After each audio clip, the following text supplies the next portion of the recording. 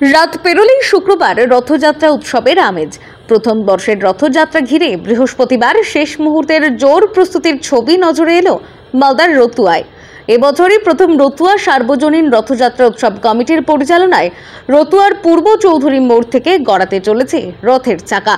এই রথ রতুয়া স্ট্যান্ড এলাকা পরিক্রম করে শেষ হবে রতুয়া স্টেডিয়াম হরিবাসর প্রাঙ্গণে প্রভু জগন্নাথ দেবের মাসির বাড়িতে। তাই প্রথম বর্ষের এই রথযাত্রাকে ঘিরে চরম উৎসাহ উদ্দীপনা রয়েছে রতুয়ার সনাতন ধর্মাবলম্বী মানুষজনের মধ্যে। আমরা সকাল 9টায় জগন্নাথ দেবকে নিয়ে পুজো পার্বণ করব। পুজো পার্বণ করে নিয়ে গিয়ে সেই যে আমরা শুরু করবো যেখান থেকে বিএসএনএল টাওয়ার মনসা মন্দির ওখানে, সেখানে আমরা রথে চাপাবো জগন্নাথ দেবকে। ওখান থেকে আমরা বেলা 1টার সময় সবাইকে জড়ো হতে বলেছি, জনসাধারণকে।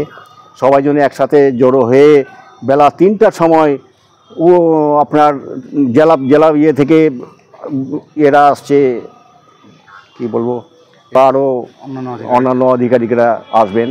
তাদের সামনে উদ্বোধন হবে, রথটা দড়ি টানবেন ওনারা, দিয়ে শুরু করব আমরা 3টা থেকে। বেলা 3টা থেকে শুরু করে স্ট্যান্ড পুরো রাস্তা, মেন রাস্তা দিয়ে গিয়ে স্টেডিয়ামের হরিবাসর ওখানে পৌঁছাবো।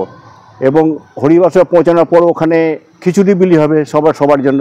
খিচুড়ি বিলি করার পর সেদিনকার প্রোগ্রামটা শেষ করবো। কিন্তু পরবর্তী প্রোগ্রাম আমাদের একটা আকর্ষণীয় প্রোগ্রাম রয়েছে রথের মধ্যে, যেটা হচ্ছে কি 7 দিন যে ওখানে থাকবে আমাদের রথ, সেই 7 দিনের জন্য প্রোগ্রাম আমাদের সেট করা আছে।